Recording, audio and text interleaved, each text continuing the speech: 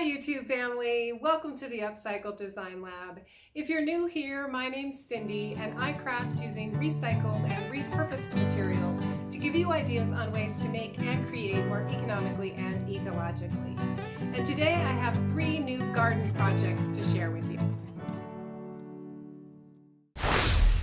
For my first project, I'm using an old planter and I decided to jazz it up a little bit. So I'm using some painter's tape to tape off the top and the bottom. And then in my last video, I made some textured paint using old coffee grounds. So I'm going ahead and applying some of that mixture to the middle portion of the planter. You can see I'm just kind of dabbing the paint on rather than brushing it because of all of the coffee grounds that are in there. And to make this mixture, I just used some primer paint and coffee grounds, like I said, and just mixed them together. So you can add as few or as many coffee grounds as you want to. I added quite a few to make a pretty lumpy texture to my paint. And then once my textured paint was dry, I went ahead and removed the painter's tape, and I decided to go ahead and just put a light coat of my primer paint on the rest of the planter. I'm going to be using some all-in-one spray paint, and it does cover any surface, but I discovered in my last projects that if I used a primer coat, the spray paint goes a little farther and I don't have to use quite as much of it. So I decided to go ahead and primer coat the entire outside of my planter. If you saw my last video, you know I was using this all-in-one Krylon copper metallic spray paint, and I've decided just to stay with that color for my next projects. So I'm going to go ahead and add a coat of the spray paint. I'm having to spray paint inside today because it's very windy outside, so I have to be a little more careful, but I'm just going to put a nice solid coat of the copper finish onto my planter. So I really like how this project turned out. I like the copper color a lot, and I really think that the texture and the smooth surfaces make the pot much more interesting. For this next project, I'm going to be making sort of a decorated small compost bin. So I'm starting again with my white primer paint and a bucket with a lid from the Home Depot. And the first thing I want to do is just put some wording on it. I'm just doing it freehand. You could certainly use a stencil if you wanted your lettering to be more uniform. But I'm just using a Sharpie, and I want to make my letters thick enough so that when I add the texture to them, they will stand out from the rest of the bucket.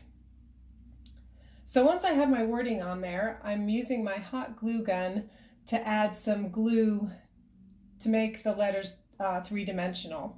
I struggled with this technique a little bit in the beginning because it takes a little getting used to. You definitely want to complete a letter while the glue is hot because then your texture will be much smoother. I did try to go back in and fill in some gaps after my glue had cooled off, and it just doesn't work as well. It leaves kind of a lumpy texture when you're finished. So I've got my hot glue letters on there now, and you can see I definitely improved as time went on. I've got way too much glue on this C here, but my recommendation is to practice a little bit before you get started if you're going to do this, because as I moved along, I got a lot smoother and cleaner with my lines. So next I'm just going to put a coat of my primer paint on the whole bucket here.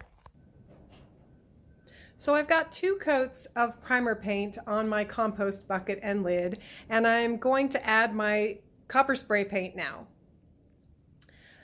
Once that was dry, I discovered that my lettering is really hideous. So I decided to try my sort of antique finish, I call it an antique finish, on the lettering. To do this, I'm brushing on some black acrylic paint, letting it sit for a minute, and then I'm dabbing it off with a paper towel.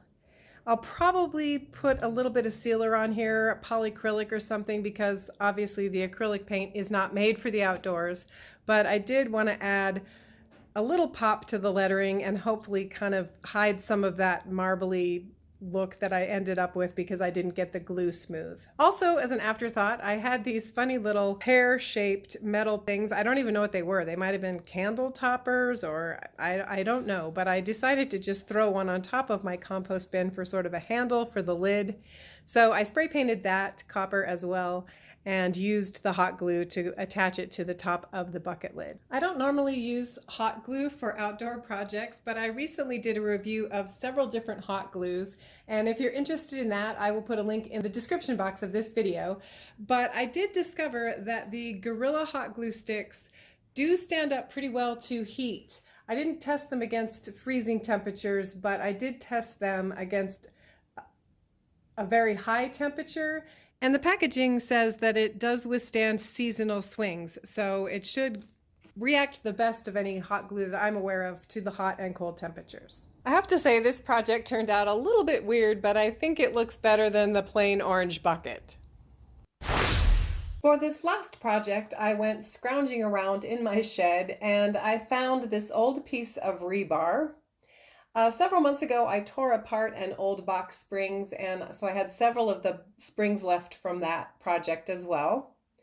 I also love working with tin cans, so I always have tin cans available, and I'm going to be using a large lid and then some florist wire. Getting started on this was a little haphazard, but my plan was to try to wire the springs into a round shape so that they would look sort of like flower petals. So once I got a system down, it was fairly easy just to figure out which points I needed to use the florist tape or florist wire on to hook the pieces together. So this is my shape once I had all 8 bed springs wired together. You can see I have lots of little knots of florist wire, and I kind of tipped the springs so that they would come forward a little bit. The next step was to use more of the florist wire to secure the rebar to the center of my flower. And once that was done, I was ready to add my copper spray paint.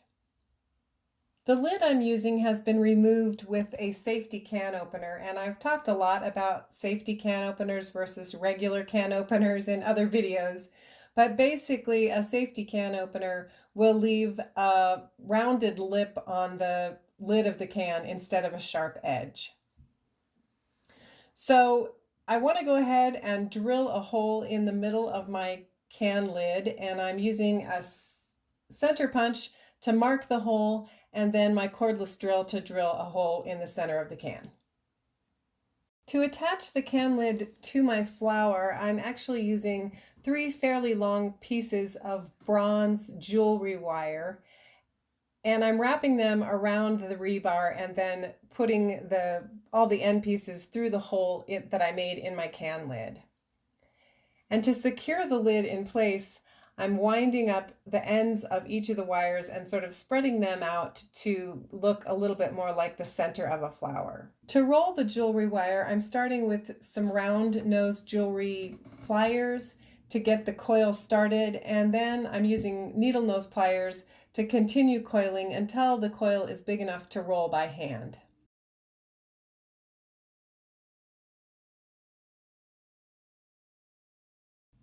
And the final step is to add a little bit of E6000 glue to the back of each of my coils and attach them to the can lid to secure them in place. So this was just sort of a fun and silly project using some stuff that I had laying around in my garage, but I think it turned out pretty well. Thank you so much for spending some time here today. If you enjoyed today's video, be sure to give it a like, consider subscribing if you haven't already, and be sure to check out more garden videos in the playlist below. And I look forward to seeing you back here soon in the lab.